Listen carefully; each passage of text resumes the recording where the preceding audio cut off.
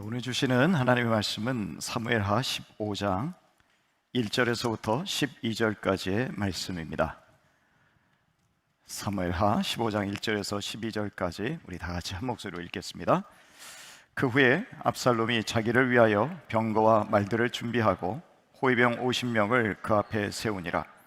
압살롬이 일찍이 일어나 성문 길 곁에 서서 어떤 사람이든지 송사가 있어 왕에게 재판을 청하러 올 때에 그 사람을 불러 이르되 너는 어느 성읍 사람이냐 하니 그 사람의 대답이 종은 이스라엘 아무 지파에 속하였나이다 하면 압살롬이 그에게 이르기를 보라 내 일이 옳고 바르다마는 네 송사를 들을 사람을 왕께서 세우지 아니하셨다 하고 또 압살롬이 이르기를 내가 이 땅에서 재판관이 되고 누구든지 송사나 재판할 일이 있어 내게로 오는 자에게 내가 정의 베풀기를 원하노라 하고 사람이 가까이 와서 그에게 절하려 하면 압살롬이 손을 펴서 그 사람을 붙들고 그에게 입을 맞추니 이스라엘 무리 중에 왕께 재판을 청하러 오는 자들마다 압살롬의 행함이 이와 같아서 이스라엘 사람의 마음을 압살롬이 훔치니라.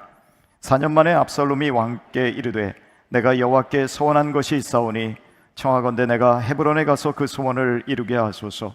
당신의 종이 아람 그술에 있을 때에 소원하기를 만일 여호와께서 반드시 나를 예루살렘으로 돌아가게 하시면 내가 여호와를 섬기리다 하였나이다. 왕이 그에게 이르되 평안히 가라 하니 그가 일어나 헤브론으로 가니라.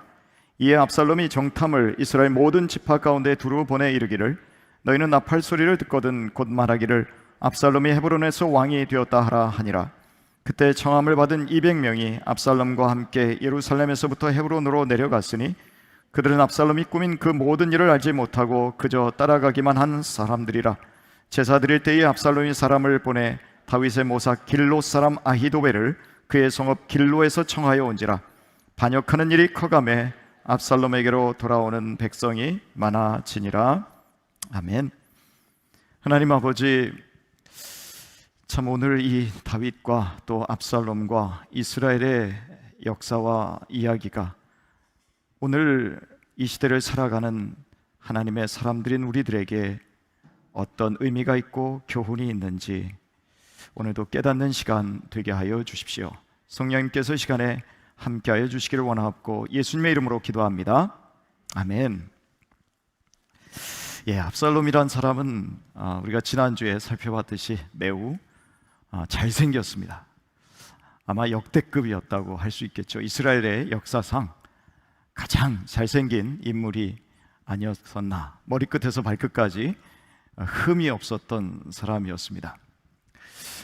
머리털, 머리숱이 굉장히 많았었다라고 또 그렇게 기록되어 있죠. 그리고 매우 머리가 명석한 사람이었습니다. 그러나 그의 성격을 들여다보면 한번 누군가에게 실망을 하면 그에게 더 다가가지 않는 것 같습니다. 여러분들은 그런 성격이 아닌지 모르겠습니다. 사실 저도 꿍한 성격이거든요. 제가 나서서 잘 풀지 못하는 성격입니다. 그래서 부부싸움을 하면 제 아내가 먼저 푸는, 그래서 항상 그게 풀릴 때까지 기다리는. 근데 이게 오래가면 어떻습니까? 앙심처럼 돼서 꼭 복수를 하는 그러한 좀 비극적인 단계로 다가갈 수 있지 않는가. 바로 이 압살롬이 그런 사람이었다라는 것이죠. 형 암논에게 앙심을 품었습니다. 네가 내 동생에게 수치를 안겨줬어? 그리고 3년 동안 준비를 한 거죠. 2년 동안 준비를 합니다. 그리고서는 그 암논을 살해하고 맙니다. 자, 그런 이렇게 암논이 먼저 세상을 떠나고 압살롬은 이제 살인자의 멍에를 메고 자기 외할아버지한테 도망을 갑니다. 피신을 하고 있다가 또 다시 예루살렘으로 돌아오게 됩니다만 2년 동안 아버지 다윗이 만나주지 않습니다. 가택연금시키는 거예요. 만약에 이 다윗이 압살롬의 성격을 알았다면 사실 그렇게 내버려두면 안 됩니다. 분노가 계속 쌓이게 되면 내 아들이 어떤 짓을 할지 모른다라는 걸 이미 학습했어요. 이미 경험으로 알았어요. 그런데 다윗은 아버지로서 또다시 그 잘못을 범하고 있는 것입니다. 아들이 답답해서 결국은 요압을 시켜서 다윗을 만나게 되고, 다윗이 그제서야 형식적으로 입맞춤을 하고 아들 압살롬을 맞아들이는 것처럼, 용납한 것처럼 합니다. 그러나 거기에는 진정한 사랑이 없었습니다. 이미 압살롬은 그러한 아버지를 알았기 때문에 아버지를 제거할 계획을 세운 것입니다. 여러분, 무섭죠? 아버지를 제거할 계획을 세운다. 그런데 여러분, 이런 일이 고대에만 있었던 것은 아닙니다. 제가 다윗이라는 찰스 스윈돌 목사님의 책을 보니까 그 상담하던 한 아들에 대한 이야기를 적어 놓은 게 있었습니다. 그 아버지가 그 아들을 목사님에게 좀 상담을 받으라고 밀어 넣은 거예요. 그 목사님이 이렇게 말합니다. 아버지에 대해서 좀 말해보지. 그는 욕을 한마디 하고는 얼굴을 돌려 창밖을 보며 헛기침을 하면서, 우리 아버지요? 내가 소원이 있다면 아버지를 죽이는 거예요. 그의 음성은 점점 작아지면서 이렇게 덧붙였습니다. 저번에는 실패했는데 다음번에는 실패하지 않을 거예요. 감정에 북받쳐서 그는 자기 아버지가 자기를 비웃고 그를 당황하게 만들고 심지어 그를 구타했던 그 많은 시간들을 묘사했습니다. 이제 그는 자기 아버지보다 더 키가 컸고 그가 복수를 하는 것은 시간 문제였습니다. 아직 20살도 안 된 이 젊은이, 믿지 않는 가정에서 태어난 것이 아닙니다. 그리스도인 가정이라고 하는, 인정받는 가정에 있었던 그리스도인 가정에서의 비극적인 환경의 산물이었다는 것이죠. 부모의 무관심, 학대, 해결되지 않았던 갈등들, 그리고 정직과 용서와 이해와 무엇보다 진정한 사랑의 부족, 이런 것이 이 젊은이의 마음에 아버지를 죽이겠다라는 마음을 품게 한 것입니다. 다윗도 그렇죠. 왕이었고 신앙 좋은 사람이었습니다. 그런데 어떻게 그 아들이 아버지를 죽일 생각을 합니까? 오늘 그 마음을 품은 압살롬이 어떤 일들을 하나하나 착착 진행해 가는지 보면 저와 여러분이 소름이 끼쳐요.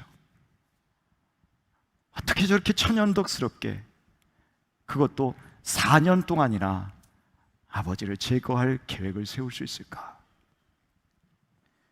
여러분, 한번 1절을 한번 들여다보겠습니다. 한번 1절의 말씀 같이 한번 읽겠습니다. 그 후에 압살롬이 자기를 위하여 병거와 말들을 준비하고 호위병 50명을 그 앞에 세우니라. 여기에 호위병 50명을 그 앞에 세운다라는 것은 특별히 왕위 계승 1순위에 해당하는 사람이 자기의 사병을 가지고 있을 수 있었던 그런 전례가 여기에 해당되는 것 같습니다. 그래서 이후에 아도니아라는 그 왕자도 이렇게 자기의 호위병 50명을 두었었습니다. 여기에 보면 병거와 말들을 준비했습니다. 전차 부대를 자기가 거느린 거죠. 사병들을 두었던 것이 분명합니다. 정규군에 속하지 않은 자기의 호위병들을 50명을 두었습니다. 왜 그랬을까요? 그냥 멋내기 위해서? 과시하기 위해서? 아닙니다. 자기 아버지를 내쫓고 자기 아버지를 죽이기 위한 세력을 구축하는 첫 번째 단계로 자기들의 사병을 기른 것입니다. 힘이 있어야 되니까요. 아버지는 군인이었잖아요. 자기는 군인이 아닙니다. 주변에 괜찮은 군인들을 모을 필요가 있었습니다. 괜찮은 싸움 잘하는 그러한 장수들을 자기 옆에 둘 필요가 있었다라는 것이죠. 여러분 2절을 또 같이 한번 보겠습니다. 2절, 3절, 4절, 5절인데요 함께 같이 읽습니다. 압살롬이 일찍 일어나 성문 길 곁에 서서 어떤 사람이든지 송사가 있어 왕에게 재판을 청하러 올 때에 그 사람을 불러 이르되 너는 어느 성읍 사람이냐 하니 그 사람의 대답이 종은 이스라엘 아무 지파에 속하였나이다 하면 압살롬이 그에게 이르기를 보라 내 일이 옳고 바르다마는 내 송사를 들을 사람을 왕께서 세우지 아니하셨다 하고 또 압살롬이 이르기를 내가 이 땅에서 재판관이 되고 누구든지 송사나 재판할 일이 있어 내게로 오는 자에게 내가 정의 베풀기를 원하노라 하고 사람이 가까이 와서 그에게 절하려 하면 압살롬이 손을 펴서 그 사람을 붙들고 그에게 입을 맞추니. 한껏 이 기병을 전차부대를 이끌고 50명의 그 자기의 호위병들과 한번 예루살렘을 달린다고 하면 생각해 보십시오. 많은 사람들이 야 저렇게 멋있는 이 압살롬이 저렇게 큰 힘을 가진 거 보니까 이제 앞으로 다윗을 위해서 왕이 될 것이 분명한데 아마 그렇게 다들 생각했을 것입니다. 그런데 이 치밀한 압살롬은 그것만 가지고 안 된다는 것을 알았습니다. 사람들의 마음을 사야 된다는 걸 알았습니다. 여러분 젊은 친구들이요 연애를 하면요 자꾸 좀 더 깊어진 관계가 깊어지면 이 스킨십이 자꾸 더 깊어지는 쪽으로만 가려고 그래요. 특히 남자 형제들. 여러분 그러면 여자들은 더 멀어집니다. 그쪽으로 가려고 하시지 마시고요 어떻게든지 자매의 마음을 살려고 해야 되는 거예요. 자매의 마음을 얻으려고 해야 되는 거예요. 그렇죠 자매님들? 네. 자꾸 그렇게 옆에서 추근대고 그러면 오히려 자매님들이 도망갑니다. 압살롬은 백성들의 마음을 사야 된다는 걸 알았습니다. 그래서 어떻게 합니까? 아침 일찍 일어나서 성문으로 갑니다. 성문이 어떤 곳이냐면 재판이 열리는 곳입니다. 아침 일찍 이 재판 소송권을 가지고 오는 사람들이라면 얼마나 고민되고 참 어떻게 보면 마음이 굉장히 착잡한 사람들이 오겠습니까? 다른 말로 하면 마음이 가난한 사람이 오는 거죠. 근데 그 사람을 붙들고 어디서 왔습니까? 그것도 왕자가, 잘생긴 왕자가, 장발로 머리가 치렁치렁한 왕자가 아침에 딱 나타나가지고 어느 지파에서 오셨어요? 지금 사시는 데는 어디예요? 그러니 얼마나 사람들의 마음이 그 압살롬에게 호감을 갖겠느냐라는 것이죠. 그런데 또 이 사람은 거짓말도 잘합니다. 3절에 보시면 보라 내 일이 옳고 바르다마는 내 송사를 들을 사람을 왕께서 세우지 아니하셨다 하고 자기가 이 송사를 들었어요? 구체적으로 뭐 때문에 재판하러 어떤 판결을 받으려고 왔는지 들었냔 말이에요. 안 들었습니다. 근데 다짜고짜 하는 말이 뭐예요? 당신 옳아요. 당신 억울하군요. 그러면서 뭐라고 얘기해요? 왕이, 자기 아버지죠? 왕이 내 송사를 들을 사람을 세우지 않았다. 웬 거짓말입니까? 다윗은 자기 직무에 충실했고 특별히 왕이 해야 될 일이 무엇이냐면 재판을 잘하는 일이었어요. 백성들의 송사를 잘 풀어주는 일이었어요. 굉장히 그 일을 충실하게 한 사람입니다. 한번 증거를 한번 찾아보겠습니다. 우리 사무엘하 8장으로 넘어가죠. 8장 15절. 8.15 광복절과 똑같은 구절로 생각하시면 8장 15절에 보시면 뭐라고 되어 있습니까? 다윗이 온 이스라엘을 다스려 다윗이 모든 백성에게 정의와 공의를 행할세라고 되어 있습니다. 철저하게 하나님의 말씀대로 백성들을 공평하게 재판하고 다스리려고 했었던 사람이란 말이죠. 그런데 거짓말을 하는 거죠. 우리 왕이 이런 일은 제대로 잘 못해요. 아마 늙어서 그런가 그런 말은 안 했을지 모르지만 그러면서 뭐라고 말합니까? 4절에는 노골적으로 자기가 왕이 되겠다는 말을 하는 거죠. 내가 이 땅에서 재판관이 되고, 이 재판관이 되는 게 그냥 판사가 되겠다는 말이 아닙니다. 그는 지금 누굽니까? 왕이 계승 1순위 왕자입니다. 왕세자입니다. 자기가 재판관이 되겠다는 말은 뭡니까? 내가 왕이 되고 싶다라는 거예요. 누구든지 송사나 재판할 일이 있어 내게로 오는 자에게 내가 정의 베풀기를 원하노라. 우리 아버지가 만든 이 부정의한 세상 속에서, 불의한 세상 속에서 나도 답답하지만 당신도 답답하죠? 제가 왕이 되기만 하면 이 세상을 뜯어 고칠 겁니다. 제가 정의로운 세상 만들 겁니다. 감언이설로 꼬드기는 겁니다. 거짓말, 감언이설. 그래서 어떡합니까? 왕과 백성 사이를 이간질시키는 거예요.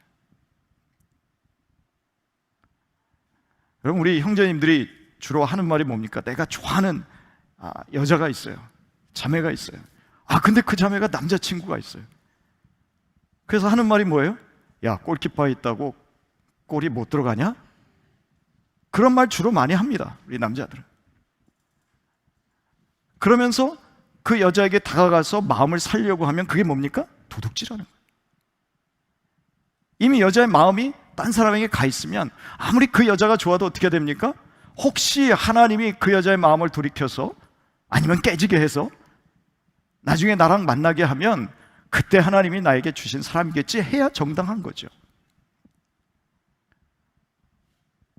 사람들 보이지 않는 것 같지만 하나님은 보고 계시는 거죠.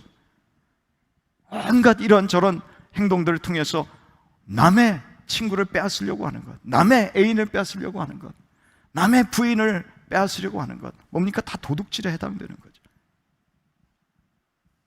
이간질 시키는 거죠.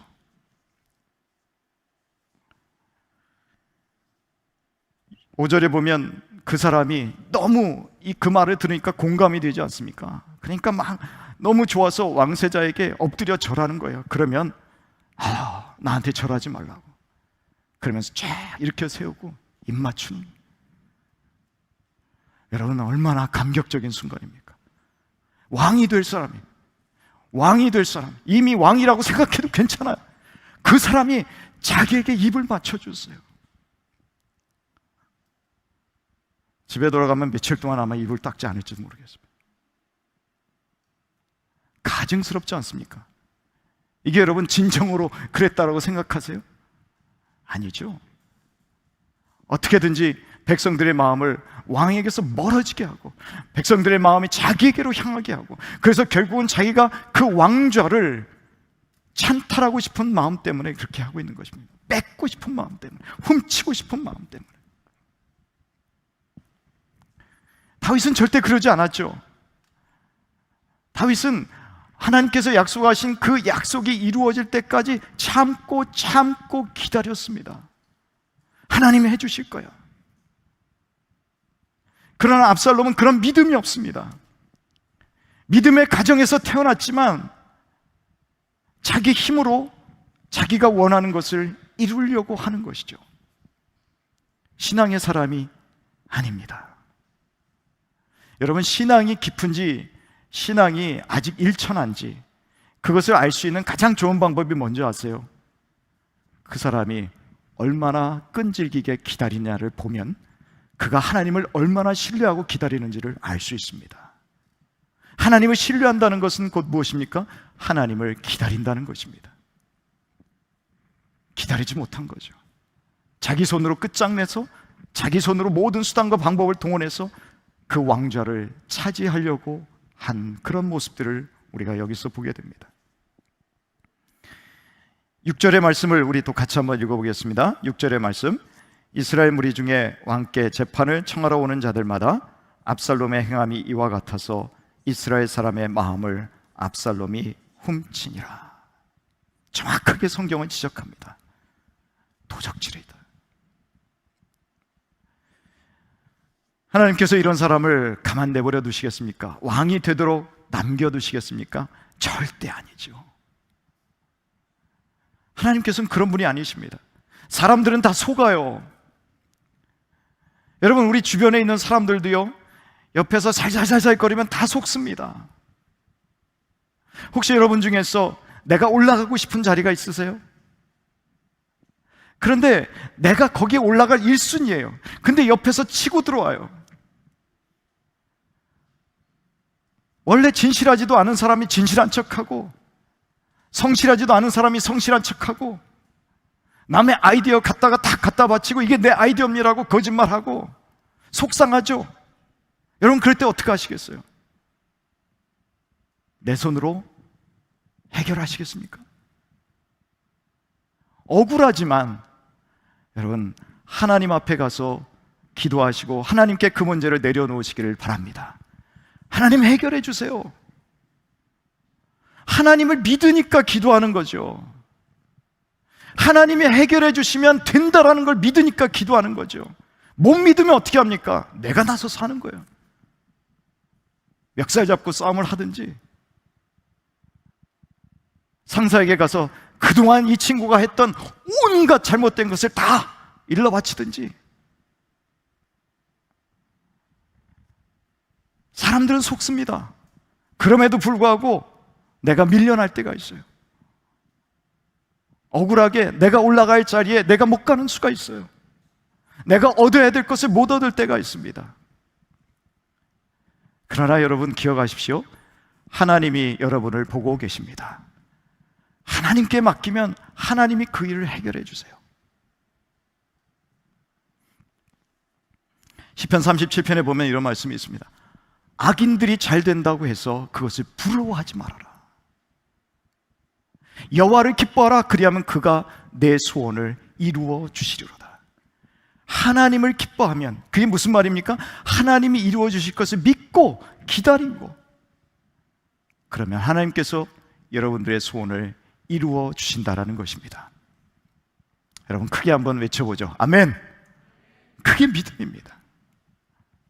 믿음 없는 사람 압살롬은 얼마나 4년 동안 바빴는지 모릅니다. 거짓말 하느라고 바빴죠.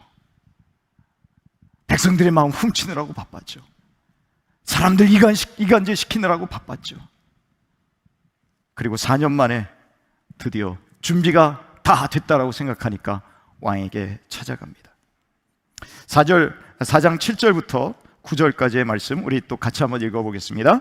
4년 만에 압살롬이 왕께 아뢰되 내가 여호와께 소원한 것이 있사오니 청하건대 내가 헤브론에 가서 그 소원을 이루게 하소서.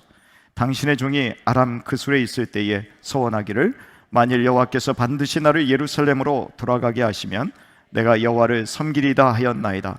왕이 그에게 이르되 평안히 가라 하니 그가 일어나 헤브론으로 가니라. 소원을 했으면 바로 갚아야 됩니다. 본인이 그술 땅에 있을 때 다시 예루살렘으로 돌아가면 하나님께 예배 드리라고 그랬거든요. 예배 드린다고, 제사 드린다고 그렇게 서원을 했어요. 그러면 예루살렘 돌아왔잖아요. 4년 전에 돌아왔잖아요. 그럼 언제 했었어야 됩니까? 4년 전에 했었어야 합니다.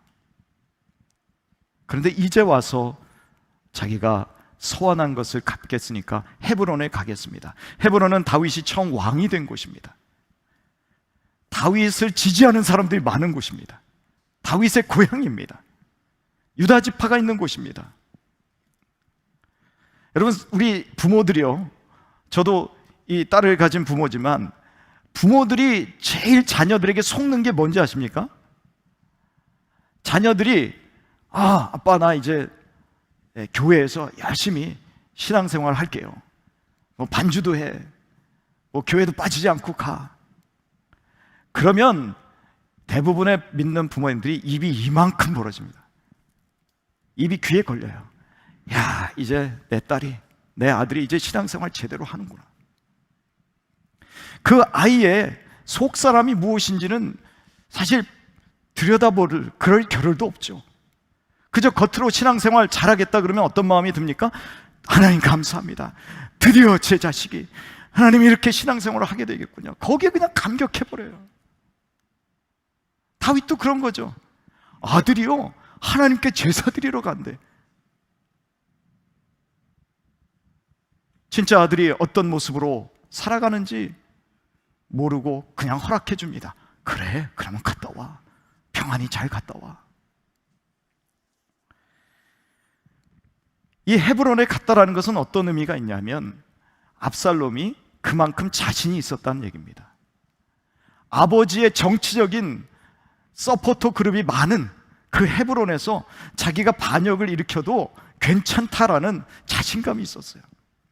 아마 그만큼 지지 기반을 많이 쌓아놨던 것 같습니다. 그래서 4년 만에 헤브론으로 내려갑니다. 거기서 무엇을 합니까? 우리 10절과 11절, 12절 같이 한번 읽겠습니다. 이에 압살롬이 정탐을 이스라엘 모든 지파 가운데 두루 보내 이르기를 너희는 나팔 소리를 듣거든 곧 말하기를 압살롬이 헤브론에서 왕이 되었다 하라 하니라. 그때 청함을 받은 200명이 압살롬과 함께 예루살렘에서부터 헤브론으로 내려갔으니 그들은 압살롬이 꾸민 그 모든 일을 알지 못하고 그저 따라가기만 한 사람들이라. 제사 드릴 때에 압살롬이 사람을 보내 다윗의 모사 길로 사람 아히도벨을 그의 성읍 길로에서 청하여 온지라. 반역하는 일이 커감해 압살롬에게로 돌아오는 백성이 많아지니라. 각 지파의 정탐꾼들을 딱 보냅니다. 성읍들에 보냅니다. 아주 치밀하죠. 그래서 헤브론에서 압살롬이 왕이 되었다 그러면 이게 한번 전달이 되려면 시간이 걸리지 않습니까? 그런데 일시에 모든 지역에서 압살롬이 왕이 되었다는 것을 선포하도록 만들었어요. 선동하는 거죠. 여러분, 진실한 지도자는 선동하지 않습니다. 가짜 지도자들이 선동에 능한 사람들이에요. 사람들의 마음을 막 흔들어서 자기에게로 쏠리게 합니다. 근데 결국 권력자들은 뭡니까? 자기의 유익을 취하는 거죠. 백성들을 도구로 삼는 거죠. 나중에 백성들은 그냥 가머니설로 꼬드겼다가 나중에 어떻게 합니까? 발에 때만도 못한 사람으로 취급해 버립니다. 이 세상의 독재자들이 다 그런 식 아닙니까? 모든 각 지역에서 압살롬이 왕이 되었다 그러면 사람들이 막 속을 거예요.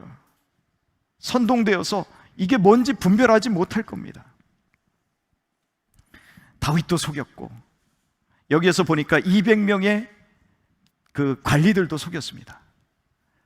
그러니까 왕세자가 제사를 드린다 그러니까요, 그 왕세자가 초청을 하니까 다들 묻지도 않고 간 거예요. 영문도 모른 채 간 것입니다. 여러분, 우리가 누군가를 따라간다고 했을 때 마음속에 내가 유익이 되는지, 사실 그게 우리의 제일 큰 관심사이기도 합니다. 나에게 도움이 될지. 그런데 사실 하나님께서, 우리 주님께서 말씀하시기를 넓은 길로 가지 말라 그랬습니다. 사람들이 많이 가는 길로 가지 마라 그랬습니다. 여기 지금 사람이 많이 모이거든요. 하지만 분별을 해야 되죠. 내가 여기 따라갈 것인가 말 것인가. 시편 1장 1절에 보면 이렇게 되어 있습니다. 복 있는 사람은 악인의 길을 따르지 아니하며 죄인의 길에 서지 아니하고 오만한 자의 자리에 앉지 아니하고. 아무리 많이 가도 거기가 죄인의 길이고 오만한 자의 자리고 악인의 길이라면 가지 않아야 되는 것입니다.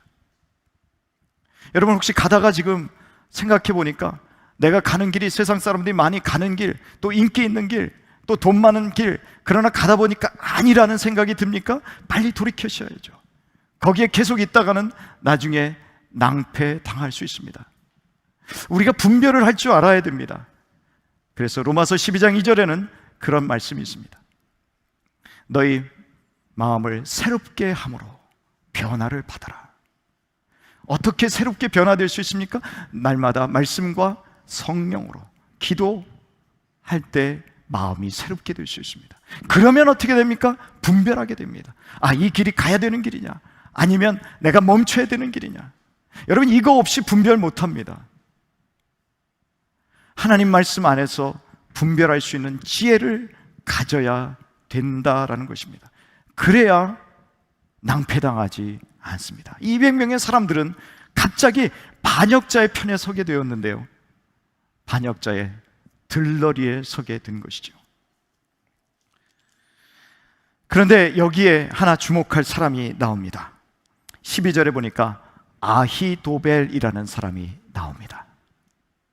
정확한 건 모르지만 어쨌든 부정도 안 하고 긍정도 안 하는 내용이 뭐냐면, 이 아히도벨이라는 사람이 밧세바의 할아버지라는 거예요. 이 사람의 아들이 엘리암입니다. 이 사람의 손녀가 밧세바라는 거예요. 그래서 왜 이 아히도벨이라는 사람이 다윗의 최측근이었고 당시 최고의 전략가였습니다. 아니, 그런 다윗의 최측근 중의 측근이 왜 왜 압살롬에게 붙었을까? 그래서 추측을 해보면 자기의 손자 사위, 우리아죠, 손자 사위를 죽음으로 내몬 다윗에 대한 앙심을 품었기 때문에 또 이 압살롬에게 그 반역의 무리에 가담했다라는 그러한 추측을 해보게 됩니다. 그렇게 해서 어떻게 됐습니까? 압살롬에게로 돌아오는 백성이 많아졌다라고 말합니다. 여러분, 왜 이런 일이 벌어졌습니까? 왜 아버지의 바로 코앞에서, 아니 등 뒤에서 칼을 꽂고 아버지가 물려주지 않는 그 왕위를 자기가 빼앗으려고 하고 있습니까? 다윗이 아버지 노릇을 제대로 못했기 때문입니다. 여러분, 아버지 노릇하는 거 너무 어렵게 생각하지 마십시오. 저는 이미 아버지가 되어 있는 사람이고, 또 여기 아버지가 되어 있는 분, 어머니가 되어 있는 분들이 계시죠. 앞으로 아버지, 어머니가 될 마음을 품고 있는 분들도 있을 줄 압니다. 아버지 노릇하는 거, 어머니 노릇하는 거 어렵지 않습니다. 어려운 일이 있을 때 옆에 있어주면 돼요.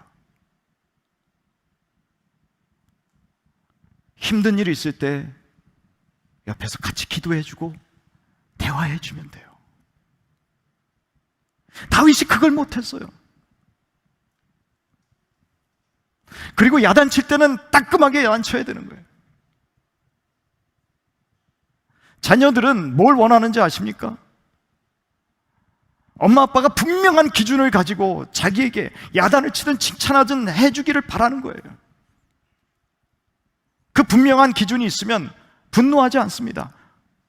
그래, 내가 정당하게 지금 야단 맞는 거지, 받아들입니다. 그러나 그 기준이 자꾸 흔들려요. 부모들이 아이들에게 가장 분노를 심어주는 것 중에 하나가 뭡니까? 편견을 갖는 거죠. 편애하는 거죠. 형제 자매들 간에 은근히 경쟁심 부추기는 거죠. 진실하지 않은 거죠. 약속을 지키지 않는 거죠. 본을 보이지 않는 거죠. 여러분, 그러나 이 모든 잘못에도 불구하고 다윗이 만약에 압살롬에게 좀 더 다가갔더라면, 그 이전으로 가볼까요? 암논이 여동생, 배달은 여동생입니다만 여동생 다말을 강간했어요. 그런데 다윗의 반응이 뭡니까? 분노하고 그쳤어요.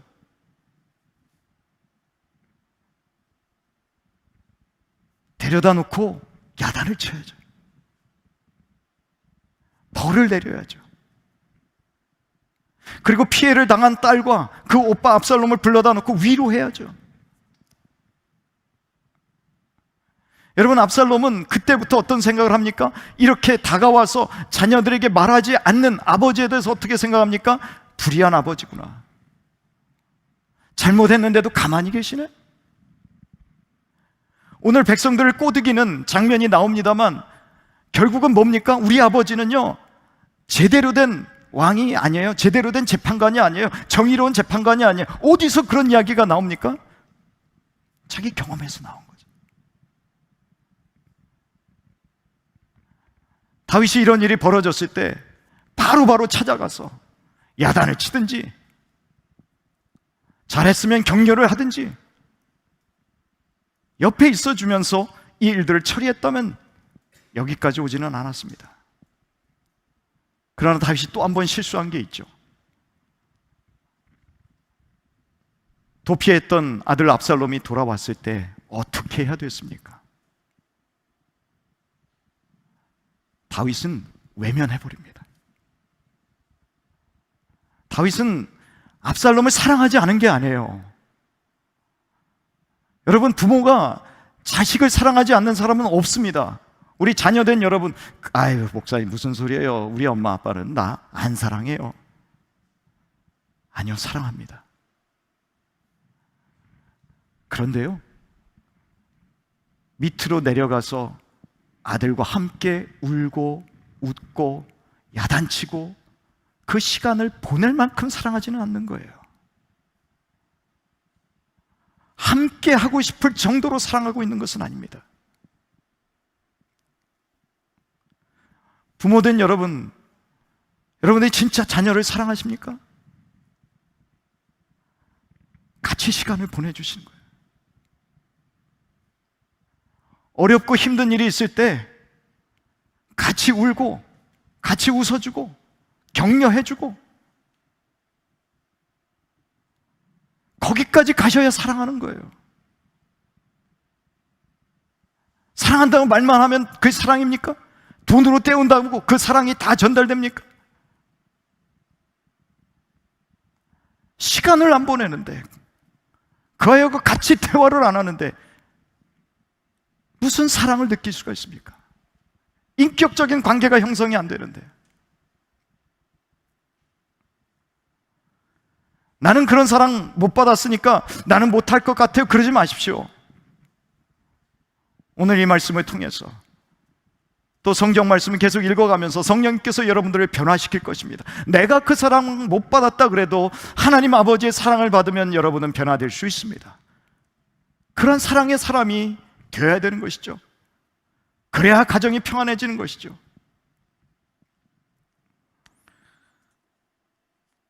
에베소서 6장에 보시면 그런 말씀이 있습니다. 에베소서 6장 14절의 말씀 한번 같이 볼까요? 한번 같이 읽겠습니다. 또 아비들아, 너희 자녀를 노엽게 하지 말라. 주의 교훈과 훈계로 양육하라. 우리 어머니, 아버님들, 부모님들이 자녀들 노엽게 하는 것은 수동적인 그런 태도입니다. 자녀들을 좀 공감해주고 그 속에 분노가 쌓이지 않도록 그렇게 해주셔야 돼요. 그런데 거기서만 머물면 안 되고요, 주의 훈계와 교양으로 길러야 됩니다. 여러분의 개똥 철학으로 가르치는 게 아니에요. 하나님의 말씀으로 가르쳐요. 같이 하나님의 말씀 읽고, 여러분 우리가 뭐 잘나면 얼마나 잘났습니까? 어떻게 보면 우리 다 같이 어떤 면에서 우리 자녀들보다 못할 때가 많아요. 지식적으로 보면 아이들이 훨씬 많은 정보를 갖고 있습니다.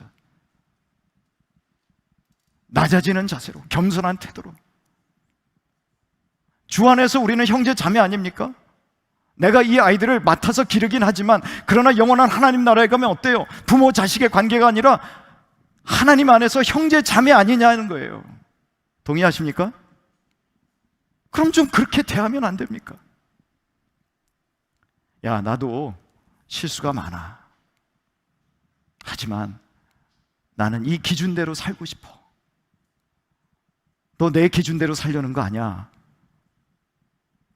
하나님의 말씀 기준대로 살자. 나도 부족하지만 우리 이렇게 같이 한번 살아보자.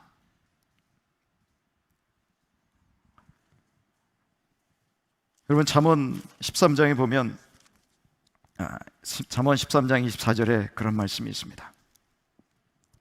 잠언 13장 24절 우리 같이 한번 읽겠습니다. 매를 아끼는 자는 그의 자식을 미워함이라. 자식을 사랑하는 자는 근실이 징계하느니라. 다윗은요, 여기까지 안 갔어요. 성경은 그걸 뭐라고 말합니까? 자식을 미워하는 거라고 말합니다. 잘못했을 때 심하게 야단치지 않으면 자식을 사랑하는 게 아니라는 거예요. 성경은 그렇게 말하고 있습니다. 우리가 그리스도 안에 있다고 한다면, 그리스도 안에 형제 자매라고 한다면 우리가 참 사랑을 나누는 부모 자녀 간의 관계가 되기를 바랍니다. 내려갈 때까지 내려가세요. 웬 부모가 우리 자식 때문에 여기까지 내려가야 되나? 생각해 보십시오. 하나님은 그 아들 독생자 예수님을 이 땅에 내려보내시기까지 저와 여러분을 사랑하셨습니다. 자존심 상한다고요? 내가 자식에게 이렇게까지 해야 되나? 창피하다고요? 아직 여러분이 자식을 그만큼 사랑하지 않는다는 증거입니다. 저는 물론 압살롬에게 잘못이 있습니다. 그러나 더 큰 책임은 아버지에게 있었고 더 큰 책임은 부모에게 있었다라는 것이죠. 하나님의 사랑을 받은 우리, 또 그 하나님의 사랑을 더 나누어 줄 수 있는, 그래서 우리의 가정이 이 파괴되는 가정이 아니라 화목하고 세워지고 성숙해지고 복을 받는 귀한 가정 모두가 될 수 있기를 주님의 이름으로 축원합니다.